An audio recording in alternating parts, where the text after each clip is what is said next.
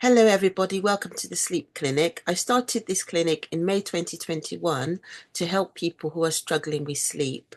It's free, it's online, and it's usually term time weekly.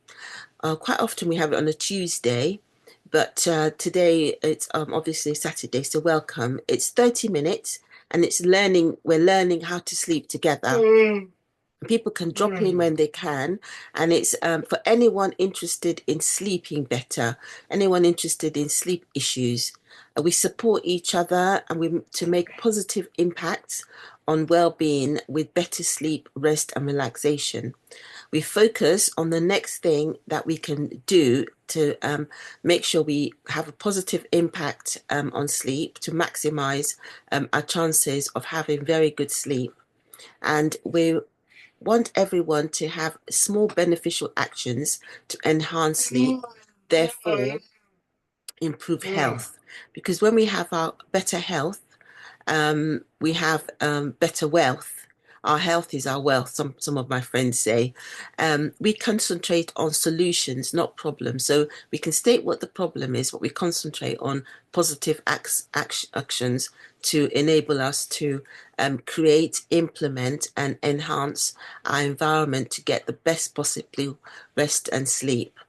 We welcome anyone to attend, and we appreciate each other for making the effort to invest time and effort in sleep well issues. So thank you very much for coming. Thank you very much for listening. Anyone who's listening in on this replay.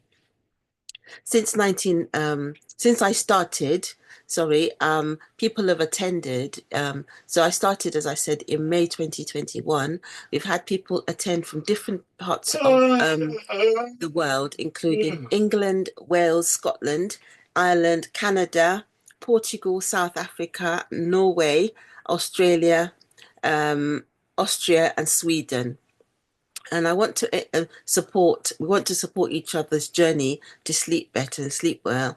We want to learn what worked for people. We want to encourage people to make the right decision, to have good routines and rituals to enable us to survive and then thrive. We have diverse topics with speakers on, sleep is a massive issue, and we want to collaborate with different people who know about sleep, practitioners, experts, and people who know about sleep. The topics we've covered have included nutrition for better sleep, relaxation tips, time management techniques, dealing with racing thoughts, and frequently answered questions. Our guest speakers cover insights on their sleep, and I've put a lot of the videos on my YouTube channel for Natural Fragrance Company. People who attend always get to have a chance to be heard, to ask questions, get positive and natural suggestions to implement, and then they can come back the next week whenever they have time to let us know how they got on, because I want us all to learn from each other. I want it to be gentle, effective support sessions. I want it to have a community and fellowship atmosphere. I want to point out actionable steps people can take immediately. So hopefully once you've attended, you can do something immediately tonight to enhance sleep, rest, and relaxation. I want us to be inspired. I want us to be able to be people that can are kind of have a change in mindset. Because if we keep doing the things that we did before, things are going to be the same. So I'm really happy that I'm able to plug in. So I'm going to admit M. I'm happy that I can plug into different people. So I'm part of Networking for Good, and they members attend different times. I'm part of the Restless community, and I'm sure you are as well. A lot of people who come are part of the Restless community, restless.co.uk, part of Silver Tree, part of Love Entrepreneur, and we also put the videos on the Aurora platform, which is linked with Networking for Good. People can work with me for further bespoke tailor-made solutions, because we start on our journey of sleeping and we may need more support. So I do a course called Stress to Rest in 30 days, and it's a 6-week course, and we meet every day in the morning to enable us to sleep, rest, and relax better. But this is for people who feel they want to take that step. So I've got my website and people can have a look, and I've got my blogs on there as well, and people can order different aspects like lavender is the most important. The one that people really love is lavender spray to spray on their pillow before sleeping. They also like lavender bags, which can be also put near the pillow, and people empowered to take that step with support. And we've had from one person to 25 people attend every week, and I send regular monthly updates to people who want to keep informed, and I'm open to different topics that people want to cover, because we've covered sleep, to do with dreams that we have when we're sleeping, and not daydreaming, sleep. When we've fallen asleep and we have that, and we've talked about the impact of that and why we sleep and why we rest and why we dream. So yes, if people want to cover new topics, I'm happy to do that. And the topic I wanted to cover specifically today was rituals. What rituals do we have to enable us to rest, sleep, and relax? So one of the things that people tell me is really effective is to set a bedtime that is a ritual. This is my bedtime, and I'm going to stick to it as much as possible. So that's very important, because very often we're creatures of habits. So I know people who say to me, oh, Yewande, I want to sleep at 11 o'clock every night, but I work from home. So what I've done is try to follow it up and say, how are you getting on sleeping at 11 o'clock? And one of the people I helped and kind of encouraged, she said that she slept at 11 o'clock after realizing that she wants to watch television, and keep up with her programs. But she realized that she could do that at weekends. So she wanted to put the television off at about latest 10 o'clock, make sure that she does everything she needs so that she can sleep at 11. So one of the most important rituals is for us to decide our bedtime. So decide bedtime. That's a really good ritual to have. So this is my bedtime, and I'm going to stick to it as much as possible. Obviously, we can't always stick to it. There's occasions where we may go on holiday, or we may have friends around, or different things may happen. But one of the things we should do is stick to a bedtime, because this really helps us to know that this is a time for me to rest, this is the time for me to sleep, this is a time for me to relax, this is a time for me to make sure I look after myself. Part of my self-care is that I decide that I'm going to sleep, for instance, at 11 or 10 o'clock. So I know this amazing person who has no problem sleeping. He's one of the people I call like a perfect sleeper. He has a routine. So he said to me, he takes his dog for a walk about 8 o'clock at night, and they come back by 9.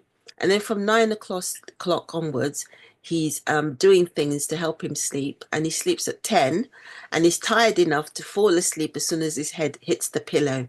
He wakes up at 6 and he can't stay in bed any longer. And then he gets on with his day. So it's really good if we can decide a bedtime. And another thing I wanted to say is that there's a study that people have fewer episodes, heart episodes, negative heart episodes, if they have a specific bedtime and they stick to it. So it's amazing. It's a study that came out last year, and it was sent to me by my husband, who works for the NHS. So deciding a bedtime is one of the most important rituals we can have to have a good sleep. And it's a time that we can stick to. And some of us are owls, other people are larks. So people who tend to sleep earlier, like I know a lot of people who like to be in bed by 10, and some people I know like to be in bed by 9, but they wake up at 5 in the morning, which is fine. Other people like to stay up later and sleep by half 11 or 12, and they don't get up before 7:30. So it's like we decide a bedtime, and then we decide what time we're going to get up, decide a getting up time. because this is quite important as well. And this getting up time should be at least 7 hours after we've slept. So I told you about the guy who sleeps at 10 o'clock and he wakes up at 6 o'clock. So that's 8 hours. So I would recommend him not to wake up before 5. But thankfully he wakes up, gets up at 6. So he's had 8 hours um, sleeping in bed. So we decide the time we're going to get up. It should be at least 8 hours. So I would say, well, at minimum 7 hours, but 7 to 8 hours. So this other lady that I was encouraging to sleep at 11 o'clock, she should get up at 7 o'clock, ideally. So, I mean, or 6 o'clock. So at least we have 7 hours sleep. So I would say that people should have a minimum of 7 hours sleep because a lot of the time we need that sleep to be able to rest, relax, and recuperate. Because when we go to sleep, our brain detoxes itself. When we go to sleep, our brain consolidates memories. When we go to sleep, our brain does repair around our body so that when we get sleep, in the long term, our immune system is strengthened. Our repair system is great. We have better memory. So there's a lot of things, benefits that we should put effort into sleep, rest, and relaxation. Another ritual I'd like to encourage people to do is to put away all different devices, electronic devices, ideally an hour and a half before going to bed, um, because of the blue light, because of the mind racing, because a lot of people work on their phones and they work on their computers. So it's a good idea to kind of get rid of all these, put them away, hopefully an hour and a half before we sleep. So that's another ritual I would encourage people to do because it really helps us to um, hopefully do things slower, write down what's in our minds, and enable us to actually concentrate on the best quality sleep. So another thing I just mentioned is to write down whatever is on our minds. So that's another thing we should do, which is another ritual, I'll say, so that it's writing down a list of what we need to do tomorrow, writing down anything. I mean, I tend to write down my worries as well because I try and make my bed a worry-free zone so that I can concentrate on the best quality sleep. It doesn't always work because sometimes our mind wants us to deal with certain things, but we can write it down and deal with and put a slot to deal with it and deal with it another time. But if it's really urgent and we feel we need to deal with it when we wake up in the middle of the night, we can just deal with it quickly and go back to sleep, whatever it is. So please make sure that we have good rituals to enable us to sleep, rest, and relax. Another ritual I think I want people to do is the things is bath, bottle, and then bed. I think probably bottle first. So bottle, bath, and bed. So what we do is we make sure that we're hydrated, make sure we've drunk enough water, make sure we quite a lot of people like to have a milky drink. A lot of people have like chamomile tea. So one of these people I came across is a lady. She was about 79 years old, and she became a widow, unfortunately, and her husband passed away, and she found that she couldn't sleep. So she met one of my contacts who was a yoga teacher. And the yoga teacher going to give her a relaxing massage, which is excellent, and suggested she drink chamomile tea, and also suggested she use the lavender spray that I produce on her pillow.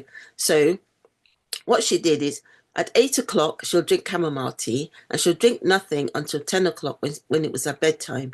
And then she will have a nice kind of wash and then she'll read a book and relax and then go to bed. So that's the kind of thing. People can drink chamomile tea, they can drink a milky drink, oat milk, soya milk, whatever milk they want to drink, they want to have. They can have water and then not drink anything for maybe up to about 2 hours, an hour and a half before going to bed, so that everything can kind of be clear, and then have a nice wash, relax, and then go to bed. So that's another ritual that we can do. So that is bottle, bath, bed is another set of rituals we can do to enable us to sleep, rest, and relax. So I've been talking about different rituals we can do to help us to sleep better, to help us to rest better, to help us to get into a good bedtime kind of sequence, to signal to our brain that it's bedtime, to signal to our brain that we need to rest because we function better when we rest and relax. Because I find that when I make sure I rest, I relax better during the day. I'm not so uptight. I'm not so fractious. I don't so much need a nap. If I do need a nap, I will have a nap between 20 minutes, um, about 20 minutes, between 10 and 20 minutes.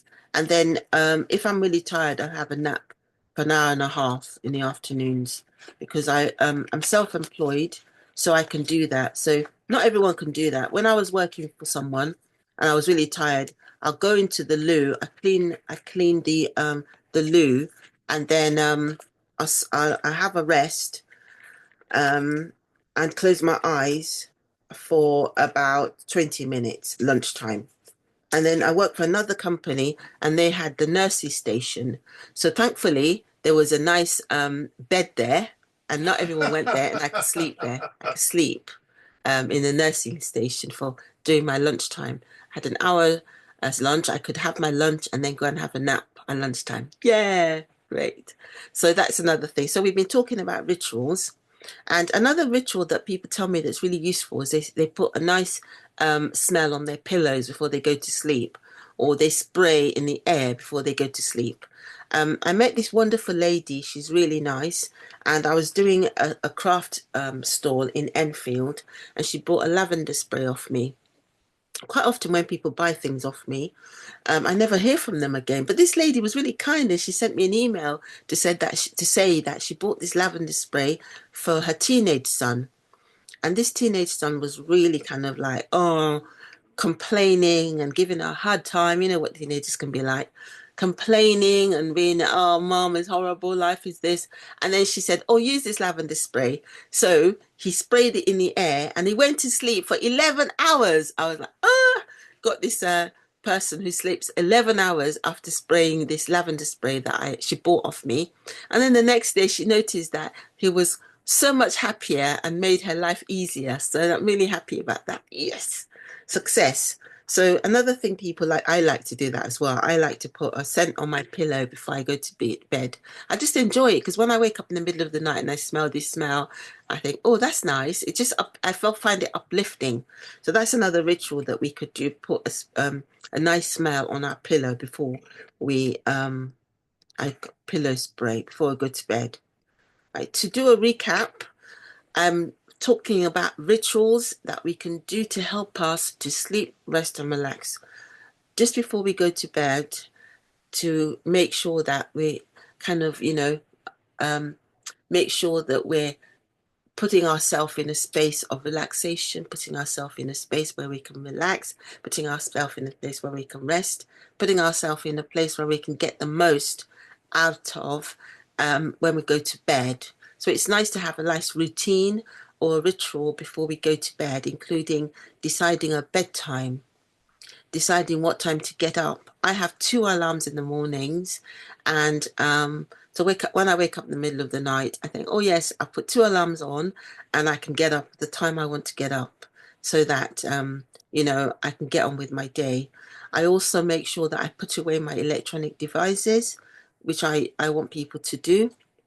I write down my thoughts before going to bed, and quite often people put a pen and a paper next to their bed, on a table next to their bed, and they can, when they wake up in the middle of the night, they find it easy to quickly write down things.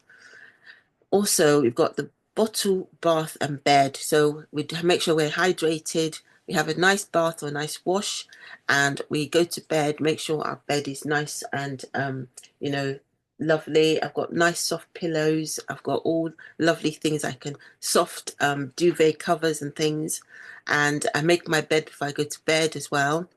And then I have a nice pillow spray on my pillow to help me sleep, rest, and relax. So I hope all those ideas are good so that we can have rituals to enable us to sleep, rest, and relax. So if you have any issues, please get in touch. I'm on LinkedIn, and you can reply to this information, and I look forward to hearing from you. and want to enhance well-being naturally. And I've talked about how we can sleep better during our Sleep with Clinic. Thank you very much for listening. Have a wonderful day and sleep well. Bye.